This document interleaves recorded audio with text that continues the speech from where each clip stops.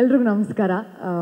ತುಂಬ ದಿನ ಆದಮೇಲೆ ಇಷ್ಟು ಜನ ನೋಡ್ತಾ ಇದ್ದೀನಿ ಆ್ಯಂಡ್ ಪ್ರತಿ ಸರ್ತಿ ಈ ಫೇಸಸ್ ಮೀಡಿಯಾ ಯೂಶಲಿ ನೋಡೋ ಮುಖಗಳು ನೋಡಿದಾಗ ಖುಷಿ ಆಗುತ್ತೆ. ಅಂದರೆ ಸ್ಟಾರ್ಟಿಂಗ್ ಬಂದಾಗ ಭಯ ಆಗ್ತಾಯಿತ್ತು, ಈಗ ಓಕೆ ಇವರೆಲ್ಲರೂ ಇದ್ದಾರೆ, ಒಬ್ಬಳೇ ಬಂದ್ರೂ ಇವರೆಲ್ಲರೂ ನಂಗೆ ಪರಿಚಯ ಇದ್ದಾರೆ ಅಂತ ಅನಿಸುತ್ತೆ. So thank you for coming. ನಮ್ಮ ಸಿನಿಮಾಗೆ ನಿಮ್ಮ ಸಪೋರ್ಟ್ ತುಂಬ ತುಂಬ ಮುಖ್ಯ.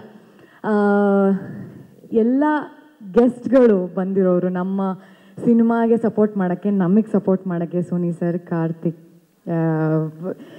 ದಿವ್ಯಾ, ಅರವಿಂದ್, ರಿಷಿ, ನನಗೆ ನೀವೆಲ್ಲ ಬರ್ತೀರೋ ಅಂತ ಗೊತ್ತಿರಲಿಲ್ಲ. Okay, all of you, thank you so much. It means a lot to us.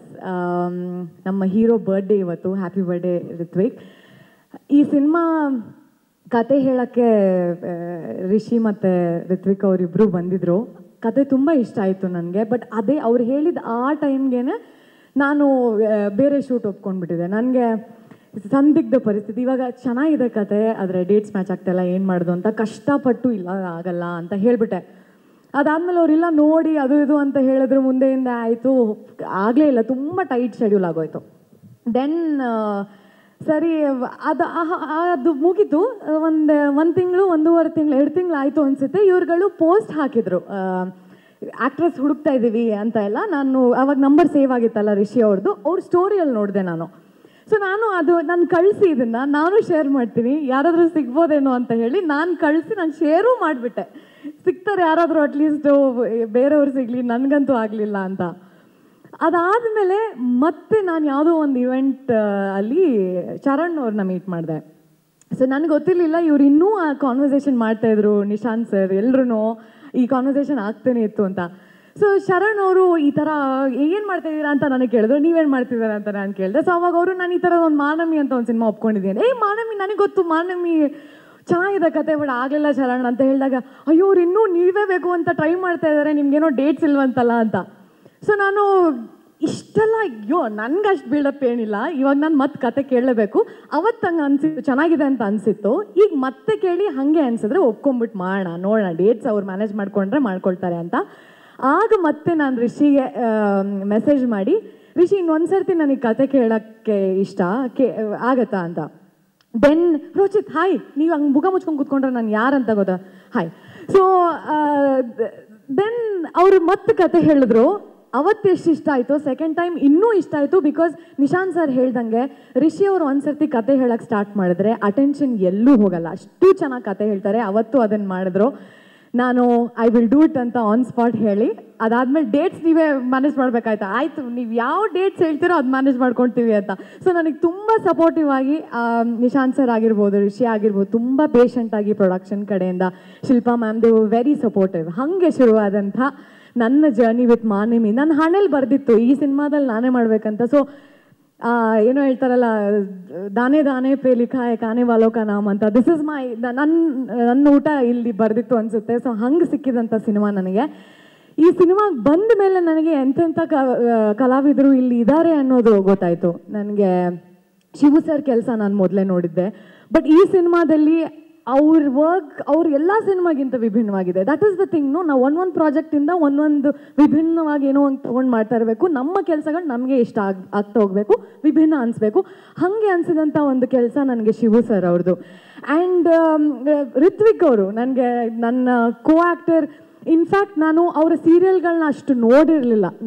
ಅಲ್ಲಿ ಇಲ್ಲಿ ನನ್ನ ತಾಯಿ ನೋಡಬೇಕಾದ್ರೆ ನೋಡಿದ್ದು. ಬಟ್ ಪ್ರತಿ ಸರ್ತಿ ನೋಡಿದಾಗ್ಲೂ ನನಗೆ ಯಾವಾಗಲೂ ಅನಿಸಿದ್ದು ಇವರು ಎಲ್ಲರಿಗಿಂತ ವಿಭಿನ್ನವಾಗಿ ಮಾಡ್ತಾರೆ. ಇದು ಯೂಶಲ್ ಆ್ಯಕ್ಟಿಂಗ್ ಅಲ್ಲ. ಸೀರಿಯಲ್ಗೆ ನಾವು ಏನು ನೋಡ್ತೀವಿ ಆ ಥರದ್ದು ಇವ್ರು ಏನೂ ಮಾಡ್ತಾ ಇಲ್ಲ ಅನ್ನೋದು ಒಂದು ಅನಿಸೆ ಹೋಗಿದ್ದಂಥದ್ದು ಉಂಟು.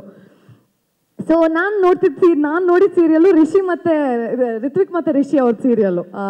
ಸೊ ಅದು ನಮ್ಮ ತಾಯಿಗೂ ತುಂಬ ಇಷ್ಟ ಆಯಿತು. ಇಬ್ಬರು ನ್ಯಾಚುರಲ್ ಆಗಿ ಆ್ಯಕ್ಟ್ ಮಾಡೋರು. ಹಂಗಾದ್ಮೇಲೆ ಇವ್ರು ಮೀಟಿಂಗಲ್ಲಿ ನೋಡಿದೆ. ಮೀಟಿಂಗಲ್ಲೂ ನನಗೆ ಇವ್ರೇನು ಒಂದು ಮಾತು ಆಡಿರಲಿಲ್ಲ. ಸೊ ನೆಕ್ಸ್ಟು ಸೆಟ್ಟಿಗೆ ಬಂದಾಗ ಅವ್ರ ಡೆಡಿಕೇಶನ್, ಅವ್ರ ಆ್ಯಕ್ಟಿಂಗ್, ಅವ್ರ ಪರ್ಫಾರ್ಮೆನ್ಸ್, ಅಂದರೆ ಅವ್ರದ್ದು 2 ವ್ಯಕ್ತಿತ್ವ, ಲೈಕ್ ಸ್ಪ್ಲಿಟ್ ಪರ್ಸ್ನಾಲಿಟಿ ಥರ ವರ್ಕ್ ಮಾಡ್ತಾರೆ. ಅವ್ರ ಯೂಶಲ್ ಸೆಲ್ಫ್ ಅಲ್ಲಿ ಯಾರ ಜೊತೆನೂ ಮಾತಾಡಲ್ಲ, ತುಂಬ ಸೈಲೆಂಟಾಗಿರ್ತಾರೆ, ಅವ್ರ ಪಾಡಿಗೆ ಅವ್ರು ಇರ್ತಾರೆ. ಬಟ್ ಆನ್ ಸ್ಕ್ರೀನ್ ನಿಮ್ಗೆ ಒಂದು ಸೀನ್ ಕೊಡಿ ಅಂದರೆ ಇವರೇನ ಇದು ಮಾಡ್ತಾ ಇರೋದು. ಅದು ಕಾಮಿಡಿ ಆಗಿರ್ಬೋದು, ಫೈಟ್ ಆಗಿರ್ಬೋದು, ರೋಮ್ಯಾನ್ಸ್ ಆಗಿರ್ಬೋದು, ಎಲ್ಲವೂ ಇದೇ ವ್ಯಕ್ತಿನ ಅಲ್ಲಿ ಕೂತಿದ್ದ ಸೈಡಲ್ಲಿ ಚೇರಲ್ಲಿ ಅಂತ ಅನ್ಸೋ ಹಂಗೆ ಮಾಡ್ತಾರೆ. ಅದು ನನಗೆ ಸರ್ಪ್ರೈಸಿಂಗ್ ಆಗಿದ್ದು. ನಾನು ಏನೇ ಅಂದರೆ ನಾನು ಆನ್ಸೆಟ್ ಏನೋ ಒಂದು ಇಂಪ್ರೂವೈಸ್ ಹಂಗೆ ಬಂದಾಗ ಏನೋ ಮಾಡಿಬಿಟ್ಟಾಗ ಅದ್ರ ತಕ್ಕ ಹಾಗೆ ಒಂದು ಸ್ಟಿಕ್ ಆಗ್ದಂಗೆ ನಾನು ಏನು ಮಾಡ್ತೀನೋ ಅದಕ್ಕೂ ಅವ್ರು ಅಡ್ಜಸ್ಟ್ ಆಗಿ ಮಾಡೋದಿದೆಯಲ್ಲ, ಅದು ಒಂದು ಆರ್ಟಿಸ್ಟ್ಗೆ ಕೊಡುವಂಥ ಸಾಥ್. ಅದು ಥ್ರೂ ಔಟ್ ದ ಫಿಲ್ಮ್ ಅದು ನನಗೆ ಸಿಕ್ಕಿದೆ ರಿತ್ವಿಕ್ ಕಡೆಯಿಂದ. ಆ್ಯಂಡ್ ಅದು ಕಾಣಿಸುತ್ತೆ ನಿಮಗೆ ಸಿನಿಮಾದಲ್ಲಿ ನೋಡಿದಾಗಲೂ ಕೂಡ. ಸೊ ಅದಕ್ಕೆ thank you so much Rithvik. I am very happy. And initially ನಾನು ಏನು ಅಂದ್ಕೊಂಡಿದ್ದೆ, ಓಕೆ ಹೇಗಿರ್ಬೋದು ಇವ್ರ ಜೊತೆ ಆ್ಯಕ್ಟ್ ಮಾಡೋದು ಅಂತೆಲ್ಲ, ಆ ಥಾಟ್ಸ್ನೆಲ್ಲನೂ ನೀವು ಐ ಥಿಂಕ್ ಒಂದು 360 ಡಿಗ್ರಿ ನೀವು ತಿರುಗಿಸಿ ನನಗೆ ಇದು ಹಿಂಗೆ this journey is going be amazing ಅಂತ ನನಗೆ ತೋರಿಸ್ಕೊಟ್ರಿ. ಅದು ಒಂದು ಥ್ಯಾಂಕ್ ಯು. ಕಾಸ್ಟ್ಯೂಮ್ ಬಗ್ಗೆ ಹೇಳಬೇಕು. ನಾನು ಎಲ್ಲ ಇಷ್ಟು ಚೆನ್ನಾಗಿ ಕಾಣ್ತಾ ಇರೋದು ಆ ಮಂಗಳೂರಿನ ಎಸೆನ್ಸ್ನ ಮಂಗಳೂರು ಹುಡುಗಿನೇ ಮಾಡೋಕ್ಕೆ ಸಾಧ್ಯ. ನಮ್ಮ ವರ್ಷ ಎಷ್ಟು ಚೆನ್ನಾಗಿ ಆ ಕಲರ್ ಟೋನ್ ಇರ್ಬೋದು, ಈ ಪ್ರತಿಯೊಂದು ಆ ಹೇರ್ ಸ್ಟೈಲಿಂದ ಇರ್ಬೋದು, ಆ ಚಿಕ್ಕ ಚೇನ್ ಏನೋ ಒಂದು ಹಾಕಿದ್ರು ಅದು ಇಲ್ಲ ಮಂಗಳೂರು ಹುಡುಗಿರು ಹಿಂಗೆ ಹಾಕಲ್ಲ, ಮಂಗಳೂರು ಹುಡುಗಿರು ಹೇರ್ ಹಿಂಗೆ ಸ್ಟೈಲ್ ಇರಲ್ಲ ಅಂತ ಒಂದು ಹಾಗೆ ಮಾಡಿದಂಥ ಏನೋ ಡೀಟೇಲಿಂಗ್ ಅಲ್ಲಿತ್ತು. ಅಫ್ಕೋರ್ಸ್ ಅದು ಶಿವ ಸರ್ ಜೊತೆ ಎಲ್ಲ ಆ ಕಲರ್ ಕಾಂಬಿನೇಷನ್ ಎಲ್ಲ ನೋಡ್ಕೊಂಡು ಮಾಡಿದ್ದಾರೆ. ಅದು ರಿತ್ವಿಕ್ ಅವರ ಡೈರೆಕ್ಷನ್ ಅಂದರೆ ಅವ್ರು ಪ್ರತಿ ಸರ್ತಿ ನೀವು ಮಾಡಿದ್ದೆ ಸರಿ ಅಂತ ಬಿಡೋದು, ಅವಾಗ ನಮ್ಮ ಬೆಳವಣಿಗೆ ಏನೂ ಇರಲ್ಲ ಅದರಲ್ಲಿ. ಬಟ್ ಚೆನ್ನಾಗಿ ಮಾಡಿದಾಗ ಸೂಪರ್ಬ್ ಆಗಿತ್ತು ಅಂತ ಹೇಳಿ ಏನಾದರೂ ಆ ದೀಕ್ಷಳಾಗಿ ನಾನು ಕಾಣಿಸ್ಲಿಲ್ಲ ಅಂದಾಗ ಅದನ್ನು ಕರೆಕ್ಟ್ ಮಾಡಿ ನನಗೆ ಅದನ್ನು ನನ್ನ ಸ್ಕ್ರೀನ್ ಮೇಲೆ ಅದನ್ನು ಮಾಡೋಕ್ಕೆ ಹೆಲ್ಪ್ ಮಾಡಿದ್ರಲ್ಲ, ಅದು ಇಟ್ ವಾಸ್ ವೆರಿ ನೈಸ್. ಅವರು ಫಸ್ಟ್ ಟೈಮ್ ಡೈರೆಕ್ಟರ್ ಅಂತ ಎಲ್ಲೂ ಅನಿಸ್ಲೇ ಇಲ್ಲ. ಸೊ ಅದು ತುಂಬ ಸಪೋರ್ಟಿವ್ ಆಗಿ ಅವರಿದ್ರು. ಆ್ಯಂಡ್ ಈ ಕಥೆ ಸುದಿ ಅವ್ರು ಬರೆದಿರೋದು ತುಂಬ ಚೆನ್ನಾಗಿ ಬರೆದಿದ್ದಾರೆ, ಅದರಲ್ಲಿ ನಟನೆ ಕೂಡ ಮಾಡಿದ್ದಾರೆ. ಸೊ ಎಲ್ರಿಗೂ ನೋಡೋಕ್ಕೆ ಸಿಗತ್ತೆ. Amazing team. ಬೇಸಿಕಲಿ ನನಗೆ ಸೋನು ಅವ್ರ ಜೊತೆ ನನಗೆ ಕಾಂಬಿನೇಷನ್ ಅಷ್ಟು ಇರಲಿಲ್ಲ, ಸ್ಕ್ರೀನ್ ಮೇಲೆ ನೋಡಿದಾಗ ನಿಮಗೆ ಗೊತ್ತಾಗುತ್ತೆ. But she is on a fabulous job ಅಂತ ಪ್ರತಿಯೊಬ್ಬರು ಹೇಳ್ತಾ ಇದ್ರು. ಸೊ ನನಗೆ I am very eagerly waiting. And ನಮ್ಮ ಆರ್ಟ್ ಡೈರೆಕ್ಟರ್ ಆಗಿರ್ಬೋದು, ಅವ್ರ ಕೆಲಸ ಲೈಕ್ ಸರ್ ಸೆಟ್, ನಿಮಗೆ ನಿಜ ಸೆಟ್ ಯಾವುದು, ಅದು ಲೊಕೇಶನ್ ಯಾವುದು, ಸೆಟ್ ಯಾವುದು ಅಂತ ನಿಮ್ಗೆ ಯಾವುದು ಗೊತ್ತಾಗಲ್ಲ, ಹಂಗೆ ಮಾಡಿದ್ದಾರೆ. So everybody, all the actors, ನನಗೆ ಒಬ್ರೊಬ್ರನ್ನ ಹೇಳ್ತಾ ಹೋದರೆ ಹಂಗೆ ಹೋಗುತ್ತೆ. ನನ್ನ ಮೇಕಪ್ ಆರ್ಟಿಸ್ಟ್ ಸಿದ್ದು ಅವರು, ಸಂತು, ನನಗೆ ಅವರು ನಾನು ಏನೋ ಒಂದು ಮರೆತು ಹೇಳ್ಬಿಡ್ತೀನಿ, ನಾನು ಅವ್ರಿಗೆ ಥ್ಯಾಂಕ್ ಮಾಡಬೇಕು.